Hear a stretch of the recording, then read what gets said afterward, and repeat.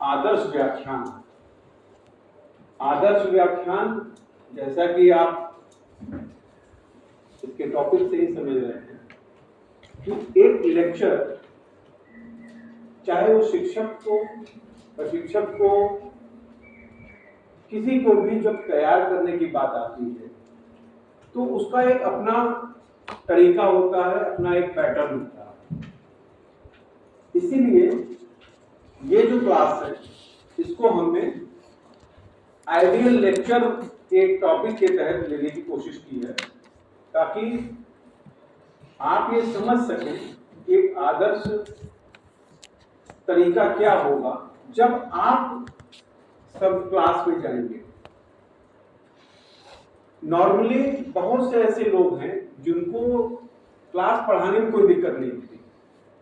Class पढ़ाने छोड़िए, किसी भी प्रकार की स्थान पर, मंच पर, भीड़ में उनको बोलने में कोई दिक्कत नहीं होती। वो आसानी से अपनी बात रख लेते हैं। उनको अगर एक टॉपिक दे दिया जाए कि नहीं आज आपको इस विषय पर बोलना है, तो वो अपना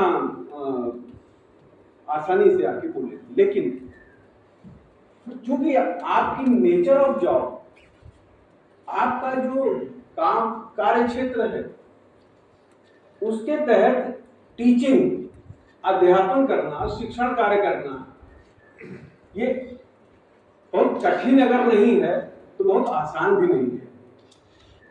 अगर कठिन नहीं है तो आसान भी नहीं है। कठिन इसलिए नहीं है क्योंकि आप एक से एक कठिनतम कार्य कर रहे हैं पहले से ही, इसलिए कठिन नहीं है। और आसान इसलिए नहीं है क्योंकि इसमें आपकी दक्षता नहीं है, आप इसके लिए आपकी ट्रेनिंग नहीं है। आपकी ट्रेनिंग तो किसी और चीज की थी, लेकिन अब आपको ले आया जा रहा है पेडागॉजी की कोर्स में। क्यों? क्योंकि जो अभी 60,000 के करीब हमारे आरक्षी आ रहे हैं, उनकी ट्रेनिंग होनी है। और ट्रेनिंग होनी है तो प्रशिक्षकों की जरूरत है। एक बड़ी संख्या चाहिए पर प्रशिक्षकों की, ट्रेनर्स की। इस वजह से ये पेडागॉजी क्लास में जरूरी है। आदर्श लेक्चर वह आदर्श स्थिति बिल्कुल नहीं है जिसको कि कहीं लाइन से बना दिया है कि पहले ये करना है, फिर ये करना है, फिर ये करना है, फिर ऐसे होगा ना। आदर्श स्थिति का निर्माण आप स्वयं भी कर सकते हैं। आदर्श स्थिति में हर वो बात आती है जो कि अपने विचार को दूसरों तक पहुंचाने के लिए हम अपनाते हैं। वह कोई भी टूल हो सकता है, कोई भी व्यवस्था हो सकती है, कोई भी तरीका हो सकता है। लेकिन जब लेक्चर मेथड की बात आती है, व्याख्यान पद्धति की बात आती है, तो व्याख्यान पद्धति में क्या करना है हमको? एक जो उसका प्रोटोकॉल है वो हमको फॉलो करना पड़ता है। चलिए तो बात करते हैं आदर्श व्याख्यान की। व्याख्यान को कैसे तैयार करें? व्याख्यान को कैसे तैयार करें? तो क्या कहते हैं, अधिकांश लोगों को अपने जीवन में किसी न किसी बिंदु पर व्याख्यान देने की आवश्यकता पड़ती है। अब व्याख्यान देने की जो आवश्यकता है वो कहां पर पड़ती है? हो सकता है कि आप कोई बड़ा मेला लगा है, जैसे अभी उदाहरण के लिए अभी कुंभ मेला चला। कुंभ में आपकी मान लीजिए ड्यूटी ऐसी है जिसमें आप एक बड़े समूह को आपको कोई इंस्ट्रक्शन देना है। तो आप बाकायदे क्या इंस्ट्रक्शन देना है, उनको कौन कौन से निर्देश जारी करने हैं, उसका खाता क्या होगा, पूरा तैयार करते हैं, होमवर्क करते हैं। और फिर उसके बाद उसको आकर के बताते हैं कि भाई इतने लोगों की ड्यूटी पार्किंग के लिए होगी, इतने लोग ट्रैफिक को देखेंगे, या इतने लोग सुरक्षा व्यवस्था में रहेंगे। तमाम वीआईपी सुरक्षा है, बहुत सी ऐसी चीजें होती हैं जो कि आप होमवर्क उसमें करते हैं। और उसी होमवर्क को आप क्या करते हैं, अपने समूह के बीच उनके कार्यों को बांट देते हैं। अब ये जो कार्य का विभाजन है और उसका डिस्ट्रीब्यूशन है, ये सारी चीजें आपके उस वक्तव्य में, व्याख्यान में आ जाती है जो आप करवाना चाहते हैं उसे काम। तो क्या है ये कहना कि नहीं लेक्चर की जरूरत केवल डिग्री कॉलेजेस में, यूनिवर्सिटीज में, कॉलेज और स्कूलों में जरूरत है, नो, कहीं भी किसी भी संस्था में इसकी जरूरत पड़ सकती है। बात सिर्फ इतनी सी है, उद्देश्य अलग हो सकता है। एक प्रशिक्षण संस्थान के तौर पर यदि हम बात करें तो हम जहां पर हैं, ये doctor Bhimrao Uttar Pradesh police academy, जो कि उत्तर प्रदेश तो खैर मान लीजिए उत्तर प्रदेश में तो है ही, लेकिन पूरे देश में इस एकेडमी का अपना एक वर्चस्व भी है, महत्व भी है। इस प्रशिक्षण संस्थान में जिस पेडागॉजी कोर्स में हम लोग इस समय बैठे हुए हैं, इसमें हमको वो चीजें प्राप्त करनी है जो कि हम एक उत्तर प्रदेश की पुलिस फोर्स सिर्फ भारत में ही नहीं, राज्यों के बीच में ही नहीं, विश्व के कई देशों से बड़ी फोर्स है। विश्व के कई देशों से आपकी फोर्स बड़ी है, इसलिए इसका अपना एक अलग कार्यशैली है, अपना काम करने का तरीका है। तो यहां पर भी हम व्याख्यान पद्धति के अंतर्गत एक आदर्श स्थिति को समझने का प्रयास कर रहे हैं। एक मजबूत व्याख्यान यानी एक अच्छा व्याख्यान देने से आपकी जो यानी प्रशिक्षक की जो स्थिति है, शिक्षक की जो स्थिति है, वह अपने विद्यार्थियों में, अपने प्रशिक्षुओं में स्थापित होती है। क्यों? जैसा कि हमने पहले भी क्लासेस में ये बात कही है कि जो विद्यार्थी होता है, छात्र होता है, वो अपने शिक्षक को, अपने शिक्षक में एक आदर्श स्थिति को देखना चाहता है या देखता है। हमें वैसा ही हाव भाव, आचार विचार, व्यवहार करने की आवश्यकता पड़ती है। समाज में कोई कुछ भी करे, कुछ भी कर ले, उसमें उतना नहीं होता। अगर कोई कार्य, कोई गलत बात शिक्षक के लिए हो जाती है तो समाज उसमें कहता है बताइए आप शिक्षक होकर के ऐसा कर रहे हैं। इवन अगर शिक्षक हेलमेट लगा करके मान लीजिए किसी दिन भूल गया, वो बाइक लिए चला जा रहा है, तो आप ही अगर मिलेंगे तो वो बताए अरे मैं टीचर हूँ यहाँ, अरे आप बताइए आप टीचर हैं और आप हेलमेट नहीं लगाए, कानून का पालन नहीं कर, यही तो उसको कहा जाता है ना। हो सकता है जो भूल गया, लेकिन शिक्षक से ये उम्मीद की जाती है कि वह जब करेगा कुछ तो सही करेगा, कानून के दायरे में करेगा, आदर्श स्थिति में करेगा। तो पढ़ाना भी वही स्थिति है। आदर्श स्थिति की बात आती है तो क्या करें? अपने प्रशिक्षुओं में बुद्धिमत्ता, विशेषज्ञता और नेतृत्व कौशल की विधा को अपनाने के लिए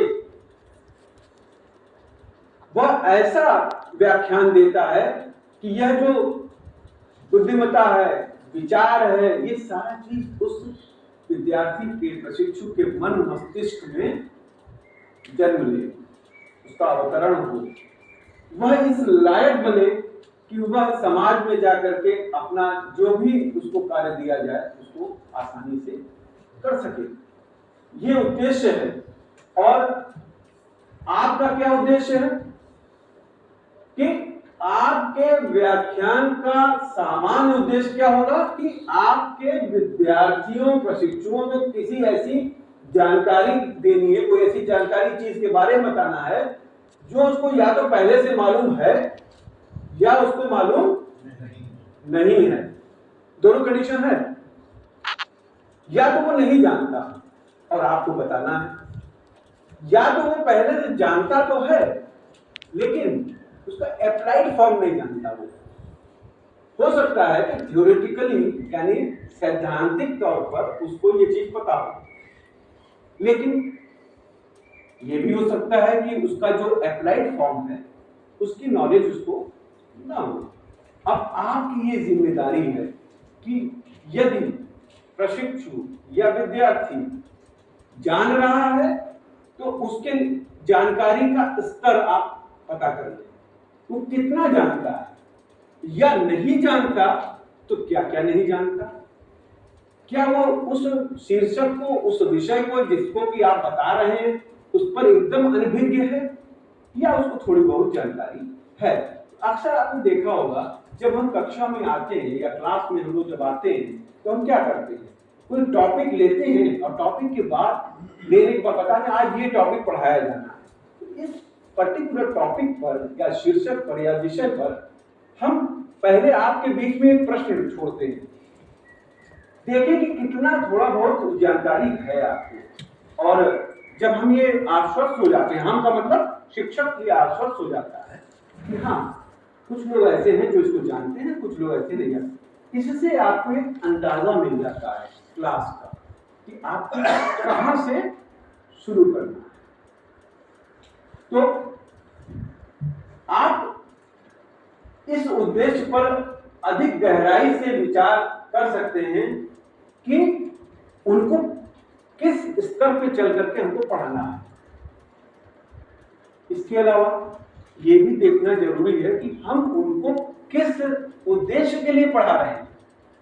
उद्देश्य क्या है पढ़ाने का? अब मान लीजिए उदाहरण के लिए कि आपको एक ऐसी कक्षा मिली है कि या जो ऐसा टॉपिक दिया गया कि जिसके बाद उनकी कोई परीक्षा होने वाली है, एग्जाम होने वाला है, तो आपके पढ़ाने का ढंग अलग होगा।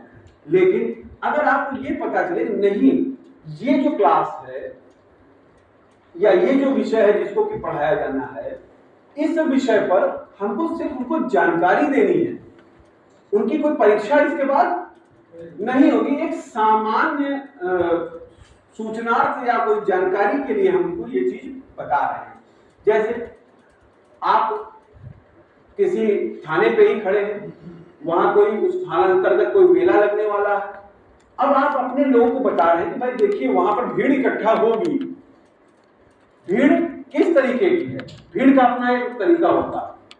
भीड़ धर्मार्थ इकट्ठा हो रही है, या आपको अगर एलआईयू ने सूचना दी है कि आज वहां पर कुछ लोग प्रदर्शन करेंगे, तो आपको पता यानी कि जो प्रदर्शन करने वाली भीड़ है इसमें कुछ नटोरियस अगर आ गए तो क्या करेंगे, वो उसमें उत्पात भी कर सकते हैं। तो आपका जो होमवर्क होगा वो दूसरे तरीके का होगा। आप किसी अप्रिय घटना से बचने की तैयारी पहले ही करेंगे और अपने लोगों को उस पर सूचना देंगे, जानकारी देंगे। लेकिन कक्षा में पढ़ाते समय जब ये पता हो कि ये जो समूह है इससे हमको क्या काम लेना है, इनको सिर्फ जानकारी देनी है नहीं, इसके बाद इनको परीक्षा भी देनी है नहीं, इनके इसके बाद इनको ये खुद एक शिक्षक के तौर पर पढ़ाने जाएंगे। तो जैसे मुझे ये उद्देश्य पता है कि आपको हम एक आदर्श शिक्षक के तौर पर तैयार कर रहे हैं ताकि आपके अंदर वो गुण उत्पन्न हो, या आप स्वयं से प्रयास करके उसको करें, या फिर अगर आपके अंदर ऐसा गुण पहले से मौजूद है और निखर करके सामने आ जाए। इसलिए उद्देश्य बहुत जरूरी है कि किसको आप पढ़ा रहे हैं। तो अपना उद्देश्य क्या है कि हम किस लिए ये लेक्चर तैयार कर रहे हैं। फिर आता है कि क्या आप इस विषय पर अपने स्वयं के अनूठे विचारों को विकसित करने की दिशा में उनका नेतृत्व कर रहे हैं। मतलब यानी कि हम कोई ऐसी बात रख रहे हैं, जैसे मान लीजिए कि हमने कोई रिसर्च कर लिया, हमने कोई रिसर्च की, शोध किया और हम इस शोध को आपके समक्ष रखना चाहते हैं, बताना चाहते हैं। मान लीजिए कि हमने कोई अच्छी दवा बना ली, हम अच्छे वैज्ञानिक हैं, कोई हमें कोई दवा बना ली, अब हम समाज में आते हैं और लोगों को बुला करके कहते हैं हमने इस बीमारी की एक दवा का निर्माण किया है जिसके बारे में आपको हम बता रहे हैं। वो अपना पूरा लेक्चर आपको देंगे। उद्देश्य क्या है कि अपने विचारों को आपके मन मस्तिष्क में निरूपित करना, रोपित करना। ये भी हो सकता है कि हमने कोई नया आविष्कार किया है, हो सकता है कि हमको आजकल पुलिस रिफॉर्म्स की बात बहुत होती है, हो सकता है कि जो पुलिस एक्ट है, हमारा मैनुअल है, हमको कोई बात ऐसी समझ में आ रही है कि हम इसको अगर सबके समक्ष रखें तो कुछ सुधार की तरफ हम आगे बढ़ सकते हैं। या आपके मन मस्तिष्क कोई बात है कि बहुत शहर में जाम लग रहा है, कोई आपने ऐसा उसमें विचार अपना देखा और समझा और कहा कि अगर हम ट्रैफिक मैनेजमेंट में कुछ अपना कहाँ पे हमको बैरिकेडिंग करनी, कहाँ पे क्या करना, ये सारी चीजें हमने तय कर ली और जिससे कि ट्रैफिक स्मूथ हो जाए, उस विचार को भी आप अपना अगर बना करके लेक्चर के तौर पर लोगों को रखना चाहते हैं तो आप अपने विचार को रख सकते हैं। यानी कि एक उद्देश्य ये भी होता है कि हम अपनी कौन सी बात रखना चाहते हैं। अगर हम पाठ्यक्रम पढ़ा रहे हैं, मान लीजिए पहले से निर्धारित है हमको ये पढ़ाना, ये टॉपिक पढ़ाना, तो हम पढ़ाएंगे, उस टॉपिक की जो जरूरतें होंगी वो बताएंगे। लेकिन अगर हम अपने कोई विचार की बात बताना चाहते हैं तो हमारा तरीका अलग होगा। ठीक है, अपने व्याख्यान के दौरान प्रशिक्षुओं विद्यार्थियों से पूछना कि वो यानी विद्यार्थी या प्रशिक्षु वो अपनी तैयारी कैसे कर रहे हैं, उनके पढ़ने का क्या तरीका है। इससे आपको ये जानकारी प्राप्त हो जाएगी कि आप जिनको पढ़ा रहे हैं, जिनको बता रहे हैं, वो किस स्तर पर आ चुके हैं या हैं। मतलब ये कि आपको उनके मानसिक स्तर को भी समझना जरूरी है। तो आपके उद्देश्य में ये सारी चीजें होनी चाहिए। अब आती है बात कि आखिर हम अपनी तैयारी में क्या क्या किन किन बातों का ध्यान रखें। जैसे कोई विषय पढ़ाना है, कोई टॉपिक है, तो क्या कहते हैं कि अपनी व्याख्यान की जो सामग्री है, यानी कि लेक्चर के लिए जो आपने तैयार करना है मटेरियल, वो उसका स्रोत यानी सोर्स एक ही स्थान से न हो।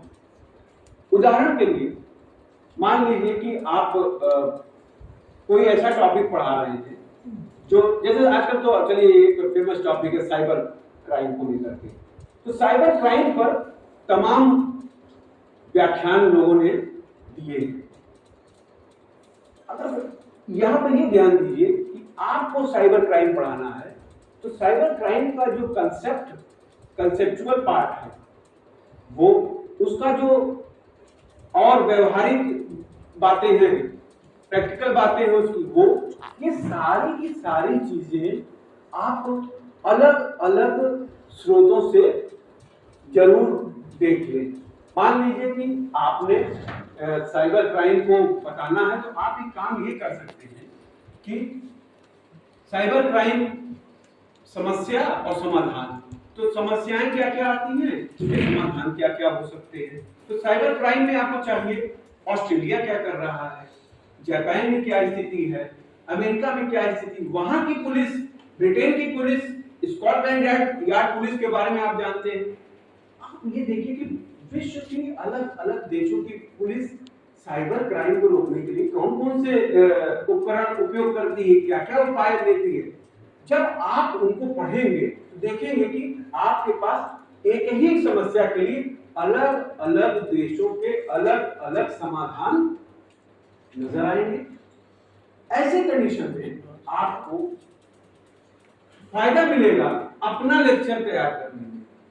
अगर आप मान लीजिए कि आपने किसी एक व्यक्ति का कोई लेक्चर सुन लिया, अब आपके दिमाग में आ गया, हाँ ठीक है इसी को हम पढ़ा दीजिए, तो आप विविधतापूर्ण विचार विद्यार्थियों को नहीं दे पाएंगे, नए विचार नहीं दे पाएंगे। आप हो सकता है कि जितना अधिक दे सकते थे उनको ज्ञान, उसमें थोड़ा बहुत कमी रह ही जाएगी। तो दोनों के लिए अपने विचार बनाने के लिए और लोगों को नया कुछ बताने के लिए जरूरी है विविध स्रोतों को, यानी अलग अलग स्रोतों को पढ़ना। संदर्भ ग्रंथों, अकादमिक पत्रों, समाचार पत्रों, यहां तक कि जो आजकल तो फेसबुक, इंस्टा, तमाम जगहों पे ब्लॉग्स लोग लिख रहे हैं। किसी भी टॉपिक पर हो सकता, जरूरी नहीं है कि किसी बड़े अच्छे प्रकाशक की किताब में कोई अच्छा टॉपिक हो। कई बार सोशल मीडिया पर बहुत अच्छे विद्वान अपनी बातों को अपने ब्लॉग पे लिखते हैं, आप उनको भी पढ़ सकते हैं। बहुत बार ऐसा होता है तमाम लोगों को मौका नहीं मिल पाता और वो उनका कोई आर्टिकल है वो प्रकाशित नहीं हो पाता कहीं से, तो वो क्या करते हैं अपने ब्लॉग पे दे दिया। आजकल तो लोग फॉलो करते हैं ना, अच्छे अच्छे लोगों को, अच्छे अच्छे लेखकों को लोग फॉलो करते हैं।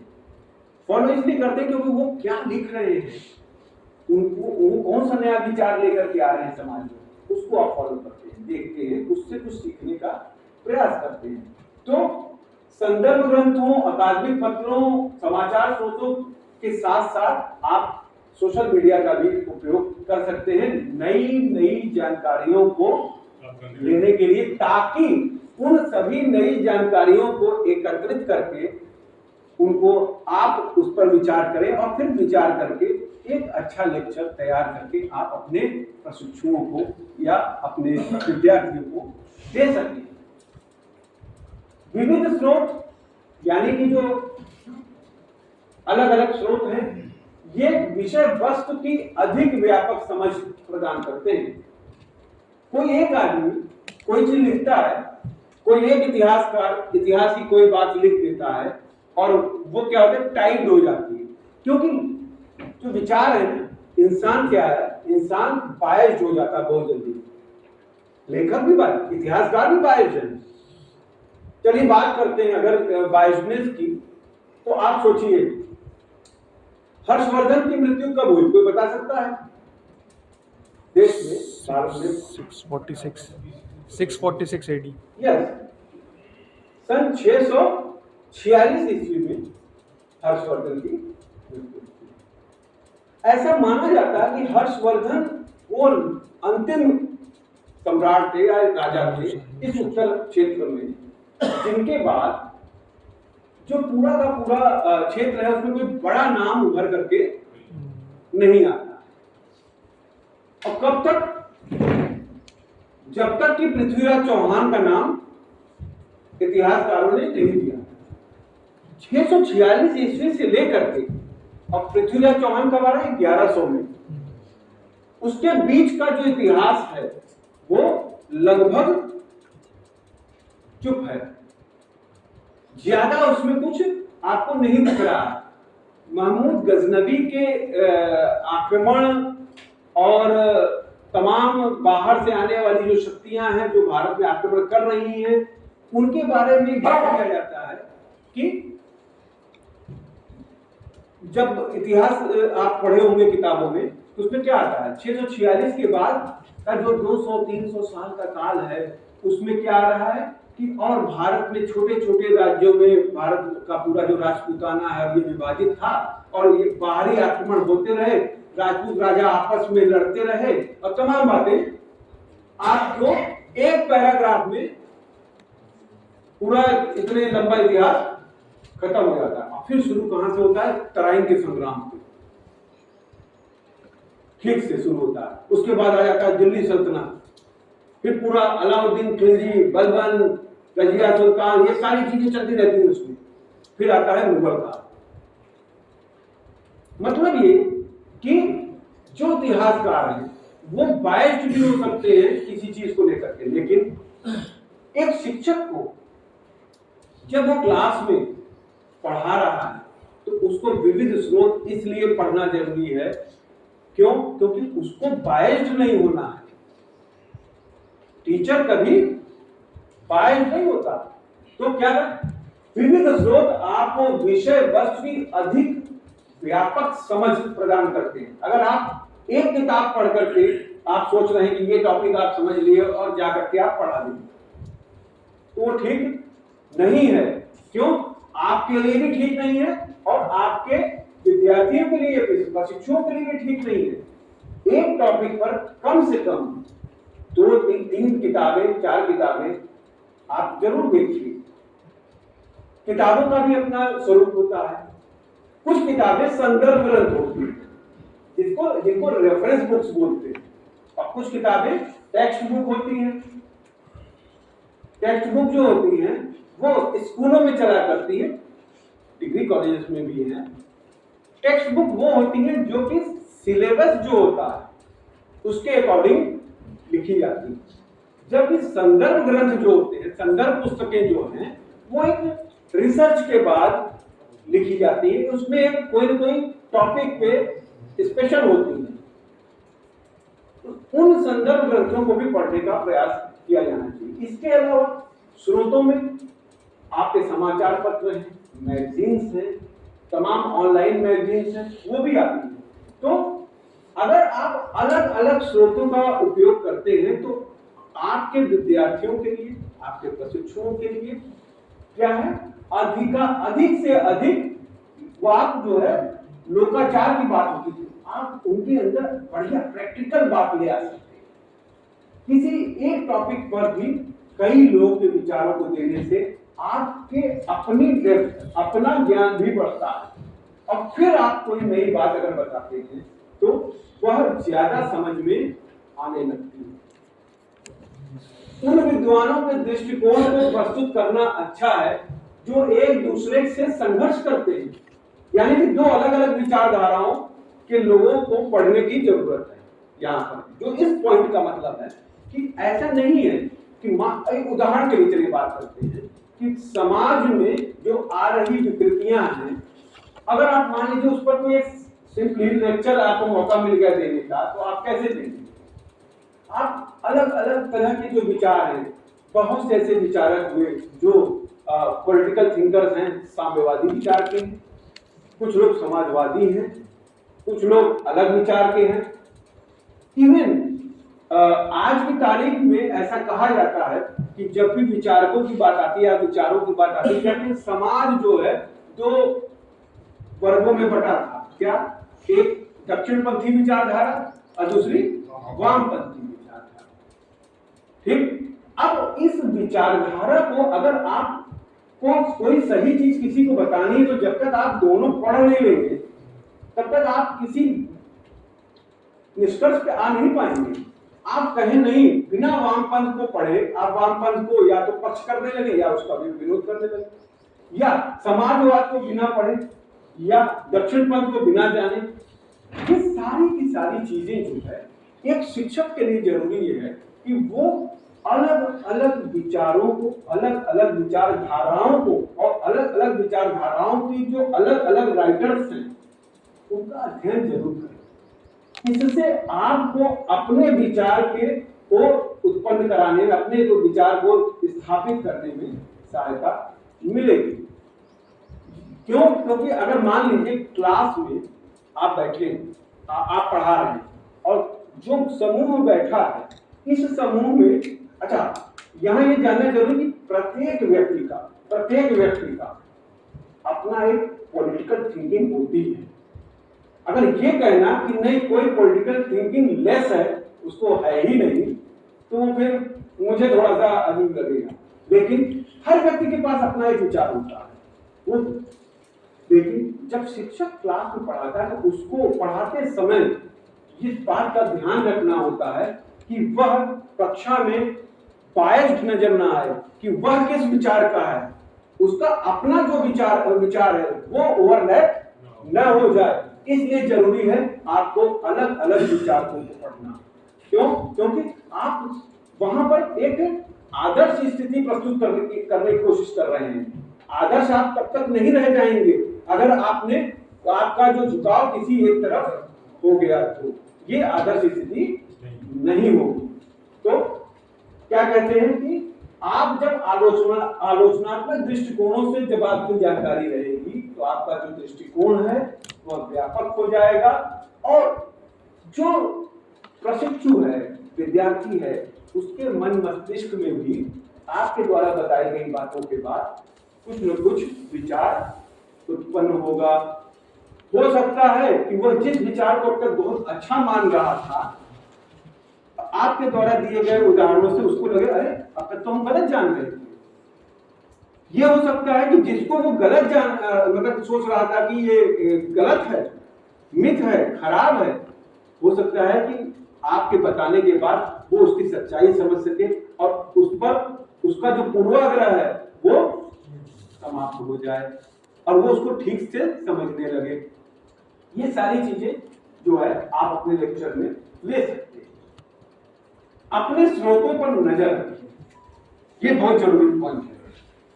उदाहरण के लिए अगर आप बच्चों को कोई मेरे मुंह से बच्चे निकल जाता है बार बार, अगर आप प्रशिक्षुओं को, विद्यार्थियों को कोई भी बात बताना चाहते हैं, कुछ भी कहना चाहते हैं, तो आपको ये जरूर अपनी तैयारी रखनी चाहिए कि जो बात आप कह रहे हैं उसका मूल स्रोत क्या है।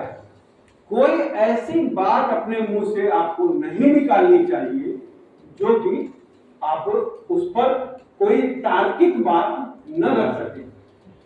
तर्क और वितर्क का स्थान कक्षा नहीं है, उसके लिए डिस्कशन टेबल है, अलग है।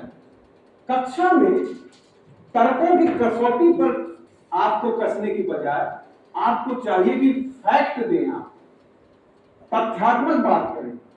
अगर आप कह रहे हैं कि भारत की जनसंख्या इतनी है तो इतनी ही आए, और आप बताइए कि ये कहां से स्रोत आया है आपका, भारत सरकार की जो मिनिस्ट्री उससे आप ले रहे हैं, या जो भारत सरकार का सूचना प्रसारण मंत्रालय उसके द्वारा प्रकाशित कोई पुस्तक है वहां से ले रहे हैं। ये ध्यान रखिए कि जिस जानकारी का हवाला आप दे रहे हैं तो वो जानकारी जहां से ली जा रही है उसका लिखित बाकायदे सूची आपके पास होनी चाहिए। अगर मान लीजिए आपके पास सूची नहीं है और किसी ने कहा सर ये तो आप गलत बता रहे हैं, बहस हो जाएगी। कुछ पॉइंट्स ऐसे होते हैं जिन पे की बहस होती ही होती है। जैसे उदाहरण के लिए मान लीजिए हम कहें कि आरक्षण बहुत खराब चीज है, बहस हो जाएगी। अगर हम ये कहें नहीं आरक्षण बहुत जरूरी है तो भी बहस हो जाएगी। हम इस मुद्दे को क्यों ले आए अपने ऊपर? हमको एक शिक्षक को इसमें नहीं आना। शिक्षक को क्या कहना है, आरक्षण, मान लीजिए कोई आपसे विद्यार्थी ये पूछता है सर आप आरक्षण को कैसे देखते हैं? अब आप एक टीचर हैं, प्रश्न आया है, जवाब देना है, आपको बायस जवाब नहीं देना। आपको सिर्फ ये ध्यान रखना है कि भारत में यह जो व्यवस्था है वह संविधान प्रदत्त है। संविधान जिसको कि कार्यपालिका के द्वारा बाकायदे उसको पारित किया गया होगा उस व्यवस्था को, और आपको सीधे कहना है भारत के संविधान में आरक्षण की व्यवस्था एक संवैधानिक अधिकार है और वह संविधान के द्वारा दिया गया है, इसलिए हम उसको उचित ही मानते हैं। अगर संविधान में कोई परिवर्तन होगा तो जो परिवर्तन होगा उसको उचित मानेंगे। एक शिक्षक के तौर पर हमें हमेशा इस बात का ध्यान रखना है कि हम स्रोतों को ध्यान रखें और कोई ऐसी बात कक्षा में न करें जो कि आपके ऊपर प्रश्न चिन्ह खड़ा कर दे। ठीक है, अभी बेल लगी है, 5 मिनट का ब्रेक है, 5 मिनट बाद।